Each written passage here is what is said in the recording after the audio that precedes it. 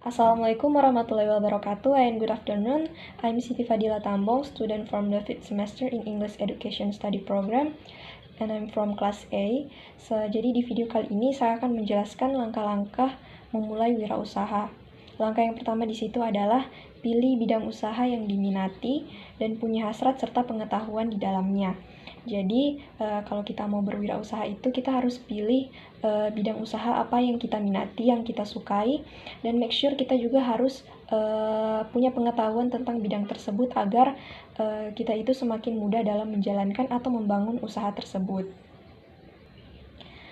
Kemudian langkah yang kedua yaitu perbanyak koneksi teman terkait dengan bisnis tentunya. Jadi dalam berwirausaha kita itu juga harus membangun koneksi, punya hubungan baik dengan teman-teman banyak, apalagi teman-teman tentunya yang sudah punya pengalaman di bidang bisnis. Jadi dengan kita punya banyak koneksi dari teman-teman yang tentunya sudah punya bisnis, kita itu bisa belajar dari mereka dan bisa sharing-sharing juga dari mereka.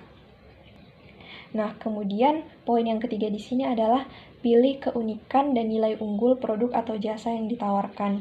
Nah, ini juga merupakan salah satu hal yang penting dalam langkah-langkah memulai wirausaha karena produk atau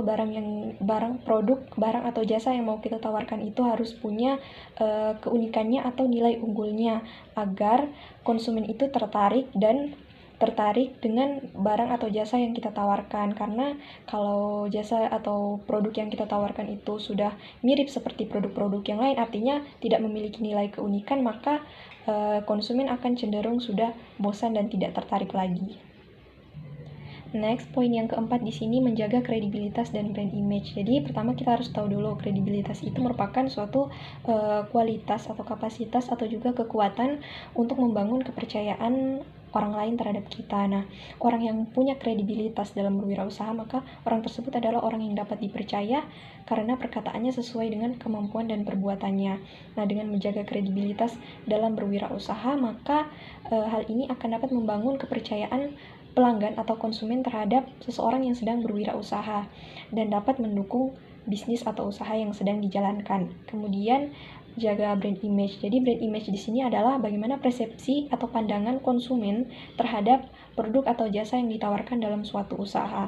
Nah, kekuatan brand image yang dipresentasikan dengan baik akan mendatangkan banyak konsumen tentunya, dan brand image ini terbentuk dari beberapa faktor, misalnya dari kualitas produk atau jasa yang ditawarkan, dari pengalaman pelanggan, dan juga dari komunikasi dari brandnya. Dan dengan adanya brand image ini, konsumen akan cenderung memilih produk yang punya brand image yang bagus, karena semakin bagus brand image yang mereka dapatkan, maka akan semakin lebih bisa dipercaya produk tersebut. And the last, poin yang terakhir ini ada berhemat dalam operasional secara terencana serta sisihkan uang untuk modal kerja dan penambahan investasi alat-alat untuk produksi untuk suatu produk atau jasa. Jadi dalam berwirausaha ini tentunya menjadi salah satu langkah yang penting untuk kita lakukan, karena jika kita tidak berhemat dalam operasional dan tidak terencana dalam mengatur keuangan, maka kita tidak akan mendapatkan keuntungan dari berwirausaha. Jadi misalnya kita telah berhasil menjual suatu produk makanan atau minuman itu dengan banyak yang menghasilkan banyak pembeli atau konsumen. Nah, keuntungan yang kita dapat dengan keuntungan yang semakin banyak kita dapatkan, uang yang kita lihat banyak, ketika kita tidak berhemat, ketika kita tidak merencanakan untuk menyisihkan uang tersebut kembali ke modal dan untuk investasi alat-alat produk atau jasa, maka kita akan kesulitan mendapatkan keuntungan dari wirausaha tersebut, malah kita akan mendapatkan kerugian, karena ketika kita sudah punya banyak keuntungan dalam melakukan wirausaha tersebut, kita akan cenderung langsung melihat ke hal-hal yang kita butuhkan, yang kita inginkan, misalnya mau langsung punya mobil baru.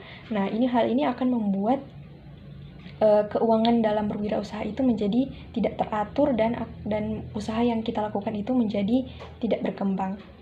So, sekian dari saya. Mohon maaf bila ada kesalahan. Wassalamualaikum warahmatullahi wabarakatuh.